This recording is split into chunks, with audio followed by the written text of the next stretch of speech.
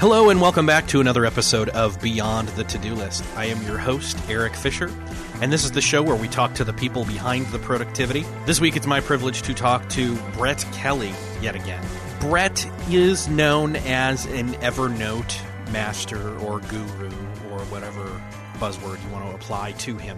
And we talk about Evernote for sure, but before we get into that, we actually have a conversation about a failed project that Brett put out. I'm not the only person saying that. He also says it as well. But the key piece here is that he shares what he learned from that failure in terms of being known in one space and creating something in an entirely different space and moving over to that area for something you create and you want people to notice it. And you want your work to be seen and heard and even bought.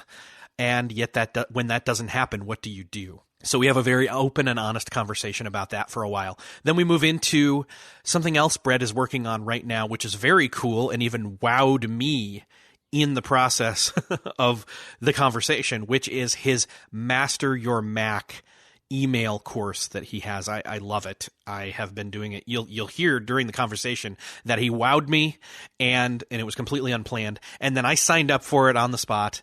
And I have, honestly, since this conversation, been thrilled with it, more than thrilled with it, in fact. So, and then we jump into Evernote and do some tips and tricks there. So that's what's in store for you for this conversation on this episode. And before you get into that conversation, I want to say thank you to Nosby, my task manager that helps me get my tasks and my projects done. Not just me, but over 300,000 other busy people and teams. I've been saying this for I don't know, how many episodes now? You got to try it out. Nosby has been so generous that they are giving you, as a listener of this podcast, the opportunity to jump on for free for 30 days, Nosby Pro, a Nosby Pro 30-day free trial. All you need to do for you and a partner to get that, that's like 2 accounts in one. All you need to do is go to nosby.com/TODO. That's NOZBE.com/TODO. Here's the clincher. Even if you're somebody who is already using some other task management system, if you're like me, you've tried a bunch of them, but you owe it to yourself to try Nosby 3, which has been out a few weeks, few months now. I'm loving it. A lot of others are loving it. Again, the versatility and ubiquitousness of being able to capture and attack tasks from anywhere is just awesome. You got to check it out. Again, even if you're already using some other task management thing, go check it out. Go sign up for that trial. You'll be glad that you did. NOZBE.com/TODO. And when you do it, let me know that you did through the show notes to this episode, beyondthetodolist.com/130. And I will send you my Nosby template for my morning routine and a few other bonus ones. All right, let's get into the conversation with Brett. This week, it is my privilege to once again welcome back Brett Kelly to the show. It's been too long. Welcome back. Thanks, buddy. How you doing? I'm good. It has been, I had to look it up. I blame you. I accept that blame. You've been up to a lot, but also more living life than it has been like doing tons of like work that's been out there. But we'll talk about the stuff you have been doing, a couple different things. And like I put in the pre-show, I flipped through your Instagram and I see basically inking, vaping, and cooking. Yeah, those are the 3 activities that occupy most of my discretionary time these days. Yes.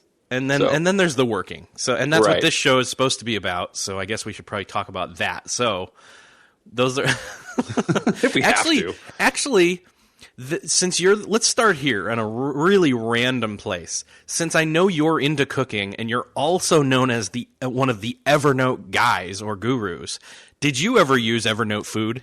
Yes, extensively. Okay, so It's going away. What are you doing? Yeah.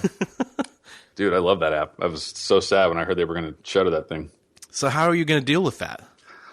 I suspect I'll just stick with vanilla Evernote and weep quietly each time I'll tip some olive oil out for Evernote Food. But Yeah, it'll I'll live. It was it wasn't such a tragedy that I'm thinking about ending at all. But yeah, it was a bummer. So that's probably the worst opening question I've ever done on this show. Well, I made a suicide joke right after you said it. So if you want to compare failures. Okay, well, let's go there. Since the last time that you were on the show, you came out with another book that was all about not Evernote. Right. And that's probably the best way to put it. Mm-hmm. And it tanked, and you said so yourself, and you've blogged about it. But let's go through some of what you figured out in terms of that. Let's set it up. Let's tell the story of what it is, why it was a failure, and any thoughts you've had since you came out with that being a failure. Okay. So it's relevant that I was a cigarette smoker for 15 years.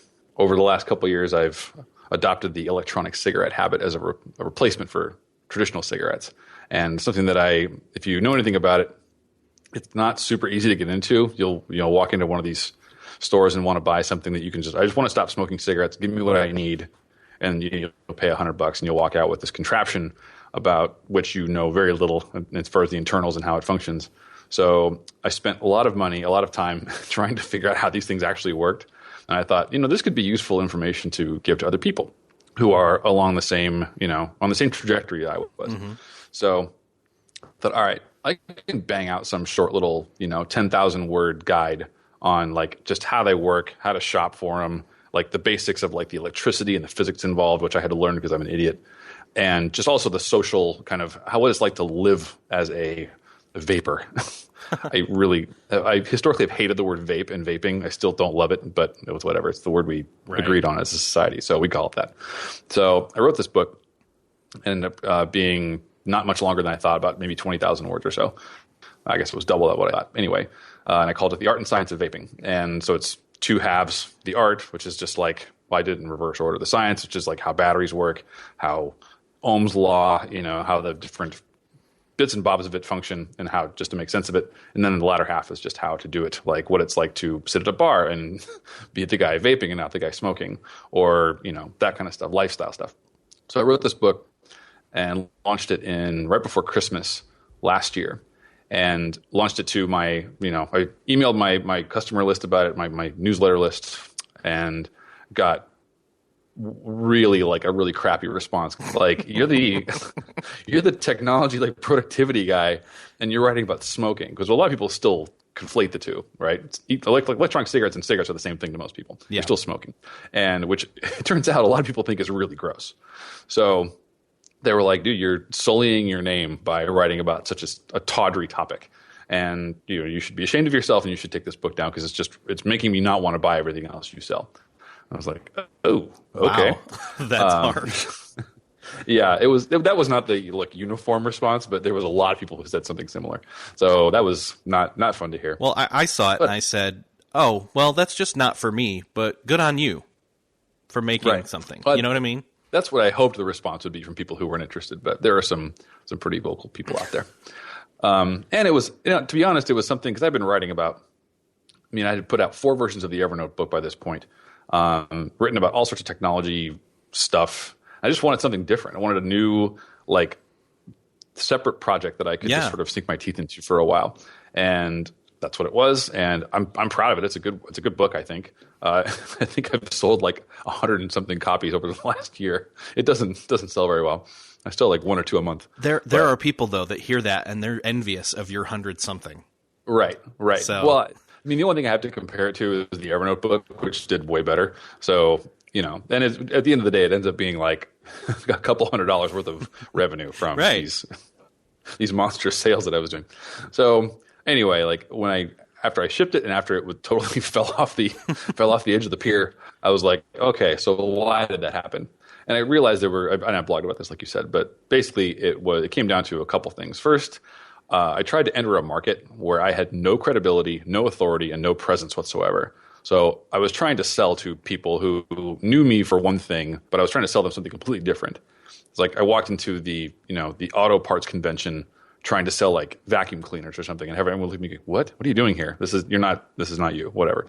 So that was point number 1. Second, I sort of assumed that there would be enough like overlap between my audience and people who were in the process of investigating electronic cigarettes, which is okay. Let me stop right there. That was the stupid mistake I made. Was the product itself is flawed in that it's the target market is people who currently smoke and who are investigating electronic cigarettes as an alternative. And that is a very narrow window of time for people. Either they switch or they don't, or they just straight up quit smoking altogether. Right. So I'm trying to find people as they're passing through this one like frame, this one frame of life that lasts maybe a month, and hoping that this will be the thing that maybe helps me. It'll be helpful if it finds them there. But in terms of a product and a business, like it's just a terrible idea because there's not going to be. I mean, maybe there will be people who end up buying this thing. I don't know, but the market is so small and the time frame so narrow where I'm supposed to find the market for this product. That was the main business reason why it was a terrible idea, and it still is a terrible idea. But yeah, basically those two things: no presence in the market, and a fundamentally flawed idea at the start. So, what was your expectation going in? Did you think there was going to be a lot of sales or something? I mean, I thought so. Well, I was counting more on like organic kind of Amazon traffic, right. And I had I've got or the Evernote book is already for sale there. It won't be for much longer probably, but it's already up there, and I have pretty good author rank. I got a lot of reviews on my other book, and it does well. So I'm like, okay, well, maybe I don't know how Amazon's internal dingus works. Maybe it'll like promote my thing because the other thing does well. No idea. Or people will just search for vaping and find my book because there were only like 3 other books at the time, and now there are dozens. True. So I don't know. But my expectation was, well, I spent more time writing this book than I had planned to. I wanted to crank it out in like a month, but it ended up taking me like 4. Oh, wow. So whatever. It was a weird time in my life, but got it out and was hoping just like, all right, I'm just kind of letting this thing go with, I mean, I hope it does well, but didn't have any real expectation of how well it would do. Okay. And it turns out it did fantastic. Well, and again, you're pulling up your expectations then up against the experience of what you had already done with the Evernote book, right. which was kind of a unique thing. Is one, you were known in that space and you did already have kind of a following, but then also, Evernote liked you and you worked with them. So it's right. Yeah. Well, I've long tried to disabuse myself of the notion that I'll ever have another success like the Evernote book. Because frankly, it's like that was such a wild, out of nowhere, like still can't believe how well it has done. Yeah. So the other things I make, while I hope they achieve some moderate level of success, I don't think they'll ever be as popular as the first thing I made. So I'm not walking around hoping to make another Evernote book. I'm pretty sure that's not going to happen. So yeah. So it's been a year since then, though, since like the fail or the fallout of the fail or whatever you want to call it. But right. How has that changed your approach to creation? Like in terms of how you think about approaching, that might be an idea. Well, is it worth it? Do I even try? Those kinds of doubts. Yeah.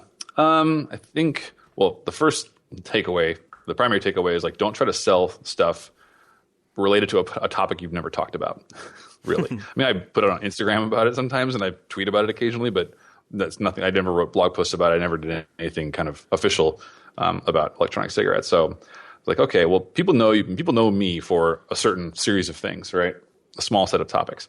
And if I want to write about something different or produce a product related to a different topic than those small set of topics, I need to spend time, like maybe half a year or more, beginning to explore that topic more publicly and write an article about it on my site every couple of weeks or a couple of months and just kind of see what the reaction looks like and see what kind of traffic it gets, see what kind of reaction it gets, because there's no way to know without testing whether or not people are going to be into this thing that I want to make. And I've got plenty of ideas of products that I want to make and sell that aren't related to technology at all. But having gone through that once and learned my lesson, I'm going to be a way more kind of circumspect about just like closing my eyes for 6 months, cranking something out and lobbing it into the ether and hoping it does well. I'm going to be a little more of a grown-up about it next time. So do you feel like you've got to immerse yourself into whatever the cultures or, make relationships with the people that are already in those areas of those, products that you're considering? Maybe. I don't know. It's like, honestly, with the electronic cigarette thing, like I'm not a part of that community at all online. Like I read the subreddit about it every now and again, and I follow a few people on Twitter who talk about it, but I'm not, no one would know who I am if you just said this guy, And frankly, like I'm not super interested in that.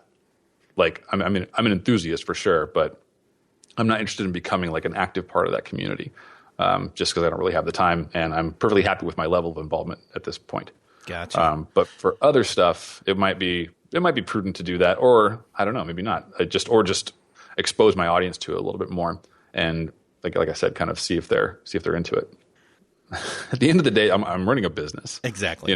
Like if you walk into a Walmart, a lot of crap for sale other people don't care about that work there. The guy who works at Walmart does not work there because he loves the fish tanks. He works there because he gets paid. And now I write about things that I care about for sure. But I also have to go, okay, well, how can I've got to feed my kids here. So, and as far as if my own ethical qualms about entering a market purely to sell to it, like, that there's a market. Like I'm a guy who makes things, and I have certain skills and certain talents and certain things that I care about and things that I like. And if I can find the intersection of what I'm good at and what other people are willing to pay for and things that I like, then okay, like I don't know, like I'm not ripping anybody off. Like I'm providing real value for what I'm asking. And if, and of course no one's holding a gun to anybody's head if they think I'm a charlatan for, entering the vaping market or whatever, trying to sell them a product, and they don't have to buy it, no problem. That's fine. But as far as my own kind of how I feel about it, I'm like, you know what, we could all be a little less Gandhi about how you must be absolutely true to like your innermost passion when you try to make something and sell it to people. Because it's, I don't know. It frustrates me.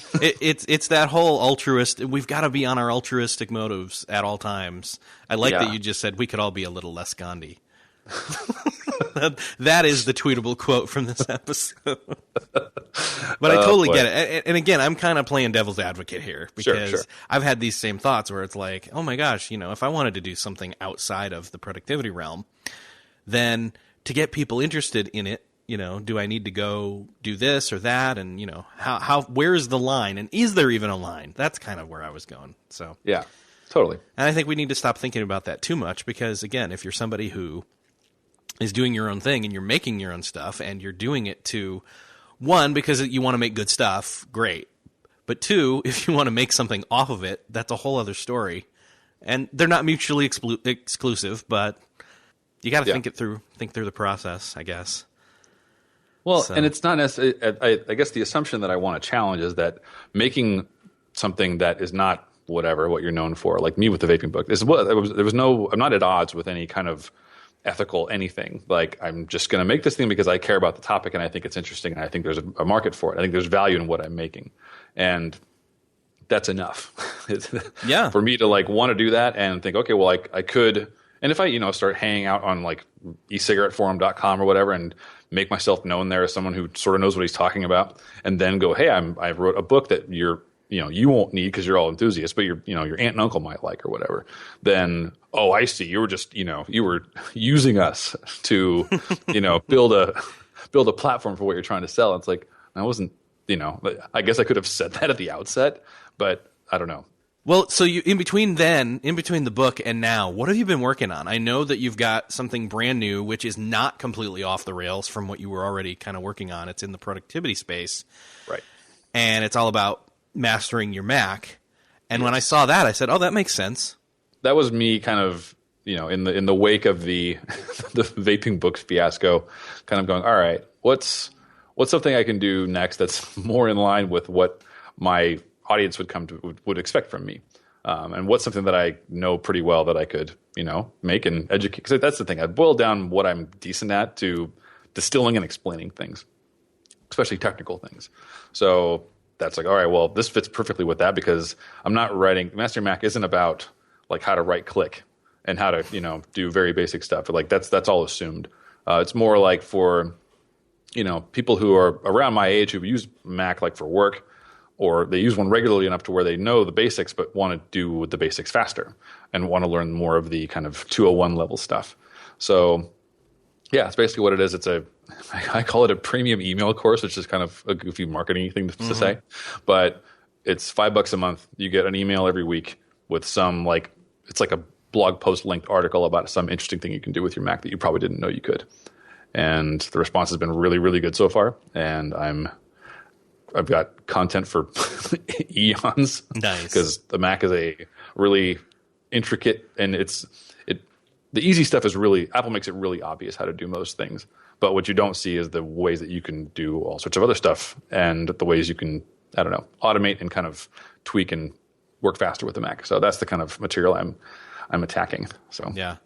I used to be through and through a Windows person, mostly because it was cheap to get a Dell at home, and I had Windows at work, and I did not have a cell phone other than a flip phone for a long time. And then I got an iPhone, I got an iMac, and that's not this, or not an iMac, a MacBook, the white one. Anyway, gradually as all the pieces of technology that I had were getting swapped over, and I went through and through Mac across the board everywhere, it's like how Apple says it just works. And it did. And that's not to say I've not had my headaches, my share of them, but it's what's worked best for me. How did you get into this? How did you get into being a Mac person? Oh, boy. Let's see. So it was 2005, I think, maybe 2006. I had been, at the time I was working as a Windows developer, believe it or not, for a company around here. And I was using Linux on the desktop at home. Wow. Date myself just a You're little going bit. all over the place. Yeah, I was a big Linux enthusiast for like 3 or 4 years back in the day. And Linux is fine if you're like a computer enthusiast, but if the person you're living with is not, it causes a lot of headaches. So I was convinced that maybe we should not have Linux at home anymore. So a friend of mine ended up donating to me an old Power Mac, a Power Mac G3 if memory serves. And so got that all set up, and I had used Macs, and I had sort of balked at Macs for years because, the one mouse button always struck me as incredibly stupid and all that. And I don't know, I made fun of what I didn't understand. So anyway, I get this Mac and I start using it and start, learning how things work, and oh, okay, wow, installing applications is super easy. So I was uninstalling them. So it was whatever, and sort of got better and got faster with it. And over the next 2 jobs, well, the job I had and the job I had after that, I was Windows all day. But I became I really enjoyed using OS X. And so I bought a new white MacBook in 2007. And that was my main computer at home for 4 years. Same time as me. Yeah, the little those gleaming white MacBooks. Yes. That would then gradually turn yellow. That's right. In a profoundly dirty snow kind of way. Yeah. So used that Mac for a long time. And then when I left the last job before I worked at Evernote, Evernote let me, they were all Mac. So I went to being Mac full-time working at home, and it was wonderful. So I've been all Mac ever since.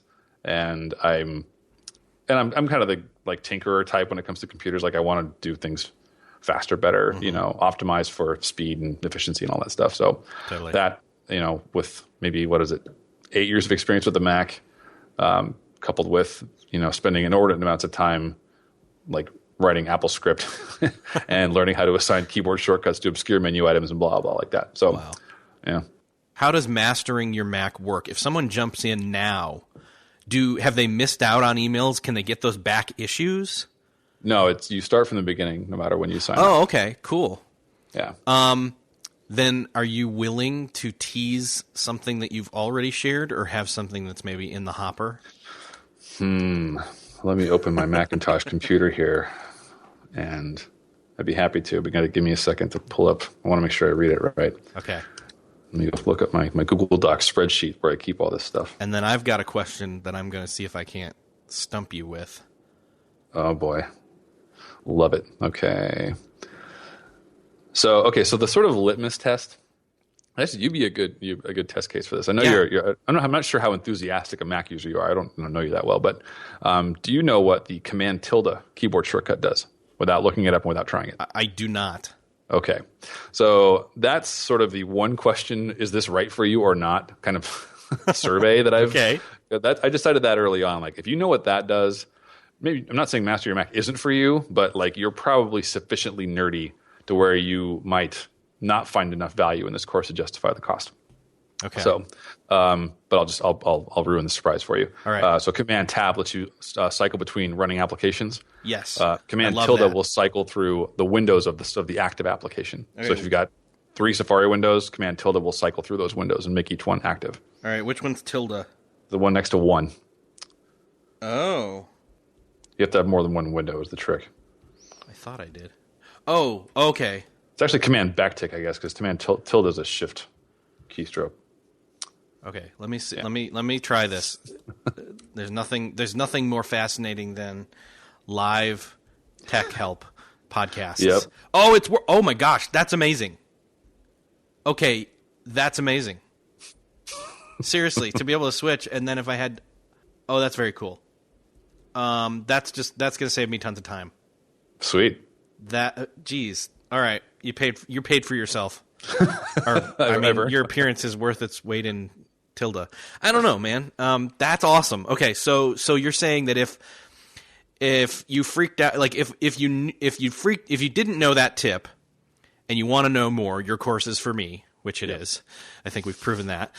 But if I did know that, even if I did know that, it's still for them, which obviously I'm not worthy of, but because that's the route you're going through, or that's the kind of stuff that, like, hey, if there may be some stuff in here you will know, but for the most part, it's going to be stuff like that nobody knows or isn't like commonplace or something. You know what I mean? Right. Okay. The stuff that's like when you sit down at the Genius Bar or whatever to get your one-on-one when you buy your Mac, and they show you how to do everything, like, this is the stuff they won't teach you. Not because it's like too hard, it's just not common enough. Like, they'll show you, Command Q to quit, Command Tab to switch apps, that kind of stuff, like the basic stuff. But this is more, I already know how to do all that. I want to know how to do something. I want to do it faster. I want to do it better. I want to know the tricks. So that's what this is about. That's awesome. Any others you're willing to share? Dude, okay. I want people to go do it. And again, it's like, what, $5 for a month and you get 4+ emails or something? Mm-hmm. The beauty part, let me clarify one thing real quick. So it's $5 a month, and the number of emails is as yet undetermined. So I'm adding to this list kind of all the time. And it will, when it runs out, it'll just stop billing you. It's not going to, like a gym membership or whatever, where it'll bill you forever until you realize you're being charged. It'll just stop charging you. But, I'm hoping to have many, many dozens of these, and I've already got a lot. So but stuff like that, like the Command tilde thing. All right, let's see. One other one. Okay. This is one of my favorite ones. I've almost never find anybody who knows that this one exists. So, do you know how to restore a minimized window using only the keyboard? No, that would be good, because I hate having to, like, go down to the dock and then go over to it and then click it and bring it back open. Yep. So now the caveat here is that it only works in applications that have one active window. So if you've got 9 Safari windows, this won't work. But if you have one Safari window that's minimized, this will work. Okay. So you hold Command, hit Tab. So just do me a favor, minimize one app. And tell me which app it is. I chose Safari. Okay, so you've got Safari minimized in the dock. So if you hold Command and hit Tab until Safari is selected in the application switcher. Mm-hmm. So while holding Command, also press Option. Then let go of Command. Cool. Nice. It brought it right up. That will restore. We can't see our screens right now. That will restore the minimized window. That's hilarious. We're just sitting here. Bro, it's so rad. Yeah. Got a voice for... Anyway, we already said that. All right, I'm sold. I am going to get on this list myself. That should be... the fact that you just sold me with those two things... I remember using a Mac early on and not even knowing the Command Tab thing. Mm-hmm. But I would see somebody else do it, and I'd be like, how'd they bring that thing up that, like, switched between all the different, like, apps that were open? I want to know how to do that. That's what this is, and you've just done that with me for, like, 2 things, and I'm in. Boom. I feel pretty good. All right, good. You sold me. Sold live demonstration. And seriously, none of this was planned. Right. I have to give that caveat. Like, all enthusiasm here was genuine. Look, I'll send the check over in like All right. a week. Okay. Yes. Yeah. Like we planned. No. Yeah, so exactly. that's awesome. And so so if I jump in right now, like I'm going to, like literally, I pulled my wallet out and I set it here because I'm going to do this as soon as we're done talking. When I join up, I'm going to get that very first one, the very first email, and then from that point forward, and you're continuing to write them. Yep. What if at some point are you going to decide to maybe switch it up, maybe have a different sequence, or maybe pull or add stuff? How does that work? Any thoughts there? Well, I mean, there's not much I can do in terms of, people who've already signed up have already received like the first handful of emails. Yeah. So if I start moving them around, then it's going to present a probably pretty crappy experience for them because if they're getting repeats and stuff like that. Oh, true. What I will probably do, and I should have thought this through a little more than I did, but when like a major OS update comes out, and most of the stuff is going to be pretty update proof. Like they're not OS specific features or OS version specific features, most of them. But if I do encounter one where like, okay, this one is now obsolete because of whatever OS 10, the next version broke this somehow.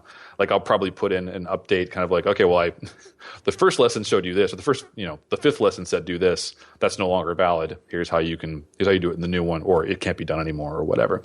But it's mostly going to be in stone from here. Gotcha.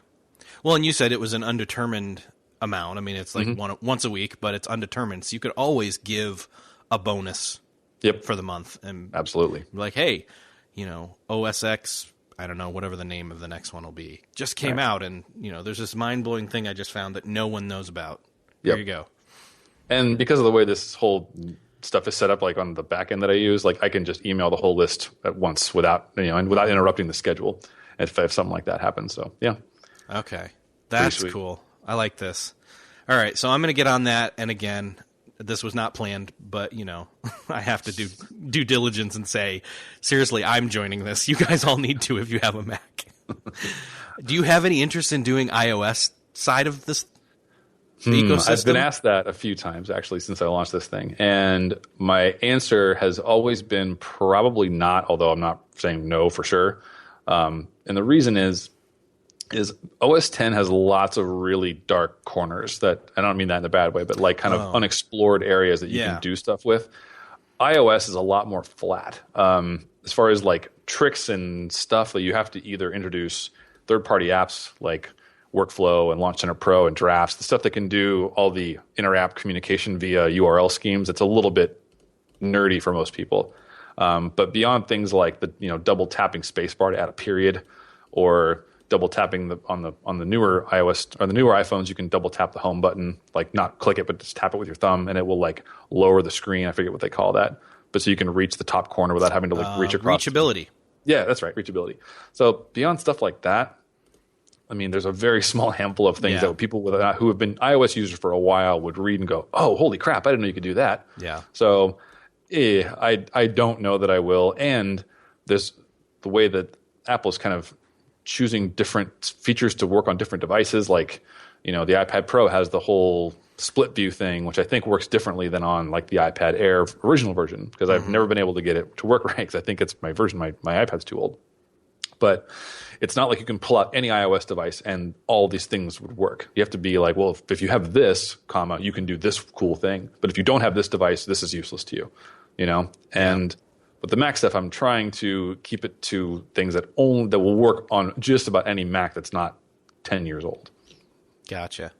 Okay, so I have first let me say this. Is there any kind of room there, though, for, say, cross-platform – not platform, that's not the right word, but like a productivity tip on the Mac that connects to something on iOS?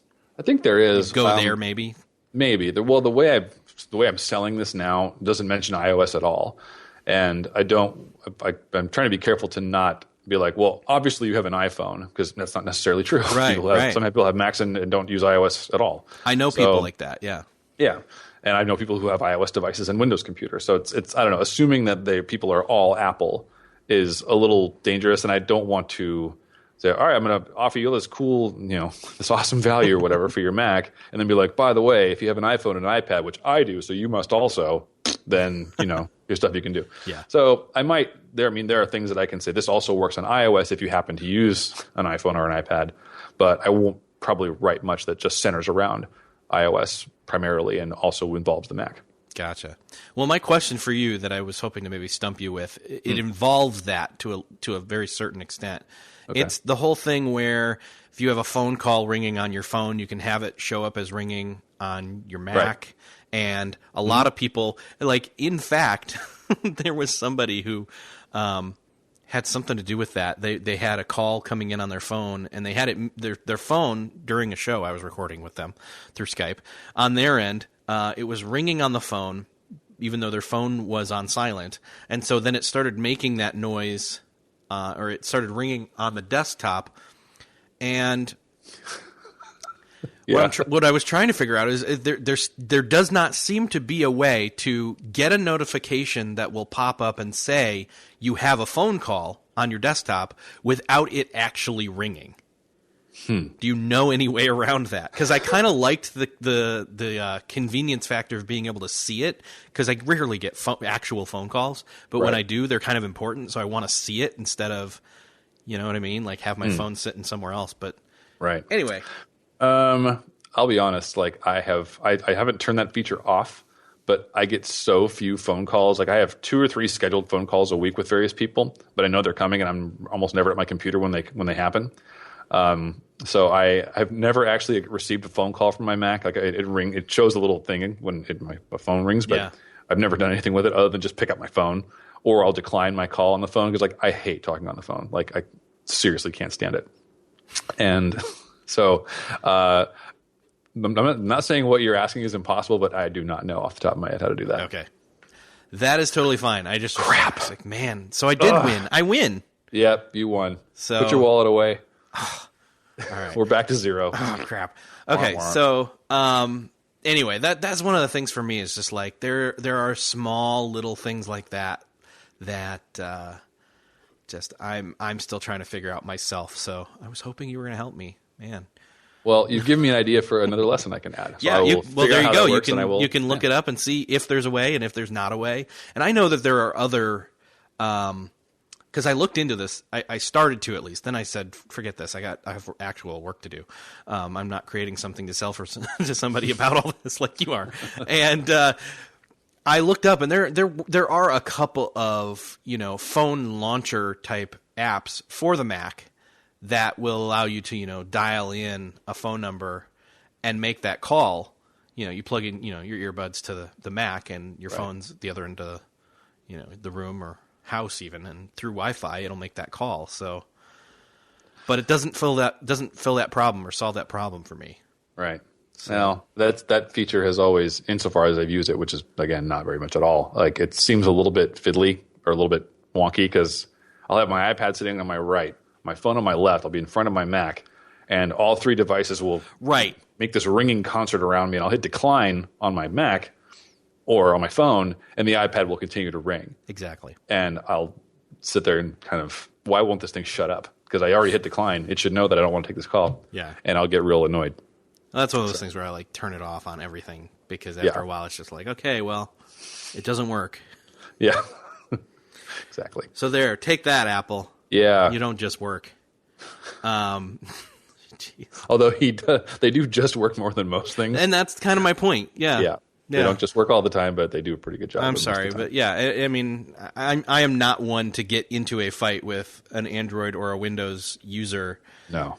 But for me, and this is what I always say, is for me, this is always what has just worked more often than not. I'm even the kind of geek who will do every time there's a new OS upgrade, like a yearly one that they've kind of moved to, like a point upgrade. Yeah. I will back up my computer and I will do a clean wipe and do a clean install of it because I like it. I'm just so nerdy. I haven't done that. You're nerdier than me. I don't think I've ever done that. I think I did it once when my Mac was hosed, and the Apple Store guy was like, "You got to remove OS 10 and reinstall it." But whenever there's a new version, I'm just like, whatever, install over the top. I do a backup first, but I'm like, I don't have time to spend a day reinstalling apps and reconfiguring things and blah blah. I just install it, fix whatever breaks, and get on with my life. I didn't do it this time though. Okay, because there was almost no difference. So at least from the visual standpoint, right? I did do it last time because of the visual. Well, let's touch on Evernote then. It wouldn't be a show with you on it if we didn't talk about Evernote at all. That's true. Yeah. So. Let's see. What are some of... Have you heard of Work Chat? No. I'm kidding. Really? I haven't. Okay. Is it part of Evernote? Because I just don't use chat in Evernote. Is that true? Okay. So... Are you kidding? I'll explain. So probably over a year ago now, Evernote launched this feature called Work Chat. And it sort of more or less supplanted the native sharing functionality within Evernote. So if you want to share a note or a notebook with somebody, it would basically launch a chat conversation with, at the beginning would be a link to whatever you shared with them, and then you could sort of talk, just like instant message style about whatever it was you shared. But the sort of ongoing joke was Evernote was extremely aggressive in promoting this feature. So people who even had used it already, like the iOS app and the Mac app in particular, I think, were just constantly hollering at you about trying Work Chat. Have you tried Work Chat? And so it got pretty annoying. But that was just sort of the joke. Was, have you tried Work Chat? Like, of course I have. If I haven't tried it, I don't want to because you've mentioned it every 20 seconds for the last year. See, this just goes to show I do not collaborate with anyone in my Evernote at all. It is literally like my archive for important stuff that's digital. Like it's where I will move stuff from Gmail archive into Evernote archive to keep longer term even. Mm-hmm. And also where I will keep articles or, different pieces like that where it's like, man, I really got to learn how to do such and such with building my email list, or this with my, tweaking my podcast, or stuff you come across on the web in the big blob of, wow, all this stuff I could be doing better for myself or my business that don't have time to do right now. Where do I put that? That's Evernote for me. Right. So it's your grain silo. Yeah. So you saying, have you tried Work Chat? Like literally that passed me by and I feel like I missed something and yet didn't at the same time. So do me a favor, if you're listening to Eric and I talk about this and you got that joke right when I made it before the explanation, let me and Eric know on Twitter or wherever, because I want to make sure that I'm not crazy, because I've experienced this with so many other people, but I want to make sure it's not just like us Uber Mac dorks who laugh about it. So say hello and let me know if you experience the Evernote pushy nature of Work Chat promotion. That's great. Well, so no, I haven't. And is it worth anything? Or does it matter? If I'm already in Slack, does this matter? Well, it lets you I use it sometimes like with my accountant, with a few other people. Like I'll have of a note that I'm like, all right, I've made this note containing this information and I want to discuss it with this person. And so I start a little conversation, and it keeps the conversations separate insofar as if let's say you and I are collaborating on a project, right? And there's one note in Evernote that's like the list of topics we're going to write about. And the second one is a list of people we want to email about becoming affiliates or whatever. And they're two different documents. We can have two separate conversations about each one for each document. So it's not like you and I are chatting on Skype or iMessage where it's just a single conversation. You can have multiple conversations with multiple people. You can invite and uninvite and add new content, that kind of thing. So it's not, I think it's fine. I don't hate it. I can see a use for it. Yeah, the original sharing stuff was a little more intuitive, if you ask me, but it kind of forces you to do the chat thing now, which I'm like, You used to be able to just go send this person a link to this thing, and they would just get it, and that would be that. And you would see in the little activity guy, so and so shared this note with you, and you could open it, and that would be it. But so now there's now you have to talk to the person. Yeah, now you have to walk up to them at the bar and hand them the note, ask them how their kids are doing, even though all you want to do is send them the spreadsheet or whatever. Wow. So I don't know. It's like I said, it's fine. I don't hate it, but yeah. So yeah, Work Chat. Okay, you've heard of it now. Yeah, recent listeners to the show have also heard the blab recording of Steve Dotto, Mike Vardy, and myself talking about Evernote, which you said, man, sounds like I should have been there on Twitter, and I'm like, yes, you should have been. Tongue in cheek. Well, no, but had we see, here's the thing, like that was not a topic that I knew was going to happen that day. Otherwise, it would have made perfect sense to have you on. So you'll have to come on our bi-weekly blab show to do Love that. to. Yeah. But I got to get your perspective on something. We've talked about this a bit on that conversation was, somebody's opening Evernote for the first time. How do you get them started? That's actually something I cover in the book, believe it or not. It's a really, really common question. So it's like this big blank canvas, right? Sort of like if you hand someone a new paper journal, like for Christmas or whatever, right? I got you a paper journal. I open it up and go, what am I going to put in here? Like I could just journal in it, or I could use it for recipes, or I could use it for shopping lists or whatever. Like there's a million different things you can do with a blank book of paper. And Evernote's the same kind of problem, because especially when it's being sold as like heavily as it is by enthusiastic users like me, like, oh, it's great, you can do all sorts of stuff with it. And you sit down and you're like, okay, like what? So the strategy that I've found to be the most effective in talking to people is like pick one thing that you can use Evernote for. That hire it to solve a certain problem. So let's say you like to cook, right? And you want a place to keep recipes. Evernote's great for that. So let's just for the first month of using Evernote, just use it to collect recipes and use it to organize them, get used to how the application works, how tagging works, how notebooks work, all that stuff. And if you find that like, okay, now you're familiar with the guts of the application, now add another use case.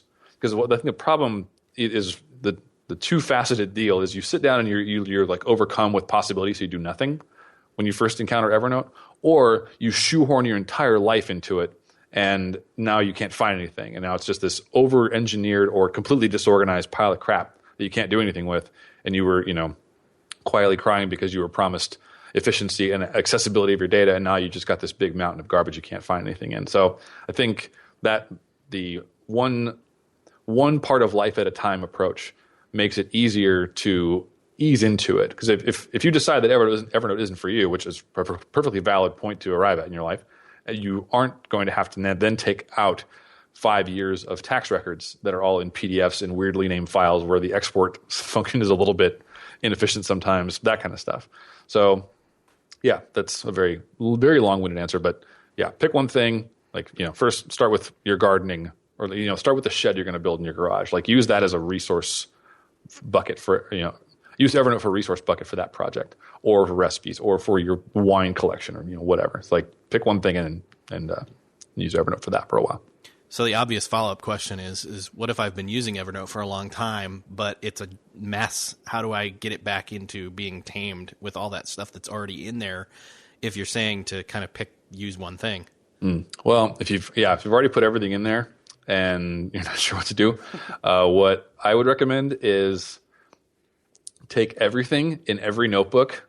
And use this advice with caution, because it's not necessarily right. But if someone sat down with like, my Evernote account is a complete cluster and I want to make it sane, how do I do it? I'd be like, all right, take everything in every notebook and put it into a new notebook called DMZ, and delete all of your tags. And so you now have this because the only way you're going to be able to do this, I think, is a real like scorched earth kind of. You got to leave everything, keep just the data, and leave all the organizational cruft dead on the side of the road. And then when you have time, spend a Saturday evening with a glass of wine and go through and chop off 100 notes out of the DMZ and organize them in a sane fashion, and sort of do that for however long you need to, depending on how many notes you have, and then hopefully by the time you're done with that, you will have learned your lesson about trying to over-organize Evernote from the beginning, which is a mistake a lot of people make. I made it. Everyone, I think, makes it.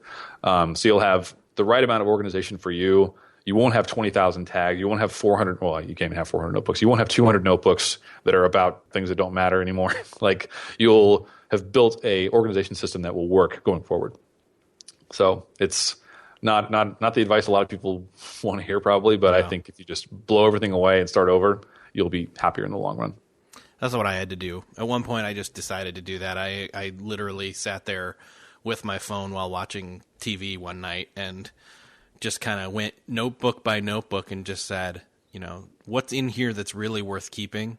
Mm-hmm. And honestly, there was a lot of stuff in there that was like years old. This is your shopping list from 3 years ago. Yeah. Or here's an I'm trying to think of the most obscure one there, because it was, from working in the social media realm and having, that changing so quickly. It was like how to use Plurk. Yeah. How to get started on Google Plus is another one. Right. And I'm sure. So yeah, it was embarrassing. So I was glad it was by myself until now that I've confessed it out loud. But yeah, I agree. That's probably the only way that you can really do it. And honestly, again, I think the thing is just really deciding what one thing, and that's what I had to do, decide what one thing I was going to use it for. And for me, again, it's my own personal Wikipedia of my own life. So anything I throw in there, it's stuff that I want to keep. And to a certain extent, that's not where I put, stuff that I'm not such a heavy duty user that I'm pulling out like tax records and scanning them and then putting them in Evernote. No, that we have a tangible file drawer for that, but I'm not opposed to that either.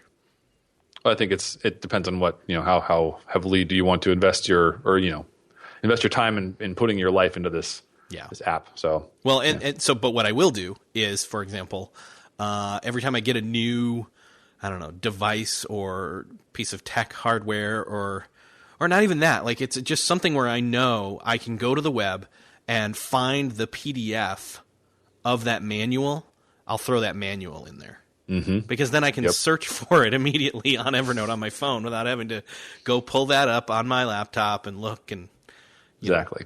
So yep, no, it's yet another thing Evernote's really great for. But yeah, saving manuals for stuff, I've got a boatload of those in my Evernote account too. Well, right. Brett, it's been fun having you back, and this is probably one of the more enjoyable episodes that I've done in a while because it was thanks. Less content. That is not what I meant. I meant it was more jokey than anything else. So yeah, Master Your Mac. Where should people go to get that? If you just go to brettkelly.org, which is my internet homepage site thing. It's right there. It's right there. And I have it open right now because I'm literally, as soon as I click. I should make that more obvious how to get there. It's also at /master your Mac with hyphens between your and Master Your Mac. Well, I'll tell you what. I will put link in the show notes. I'll put the link in the show notes. Yeah. All right. Perfect. And that'll work. Excellent. So and again, I'm jumping on this. I get no affiliate anything for this. I'm just telling you, $5 once a month. You too can master your Mac for just $5 a month. Ding. Like a really shiny white smile with a little sparkle. Yes. Yeah. Awesome. Well, Brett, thank you for being back on the show. This has been fun. Okay. I truly hope that if you were a creator of something, that you appreciated Brett's honesty about his failure with his product that he launched and that it didn't meet his expectations and what he did with that moving forward, what lessons he learned. I also hope that if you're a Mac user in any way, you got something out of the 2 quick tips and conversation that I had with Brett about that. And I do hope you'll consider, like I have done, jumping on his Master Your Mac email course. And again, I want to say thank you to Nosby for supporting this episode of Beyond the To-Do List. Make sure to go grab that 30-day free trial of Nosby Pro for you and a partner. Go to nozbe.com/TODO. If you are not using a task manager, what are you doing? What are you waiting for? Go grab this now. And if you are using one, again, you owe it to yourself to try something out and see if it works for you. Head on over to nozbe.com/TODO. Grab it. Let me know at the show notes for this episode that you've done that. beyondthetodolist.com/130. It'll send me an email, and then I will send you my Nosby template for my morning routine. Hope to hear from you, and I will see you next episode.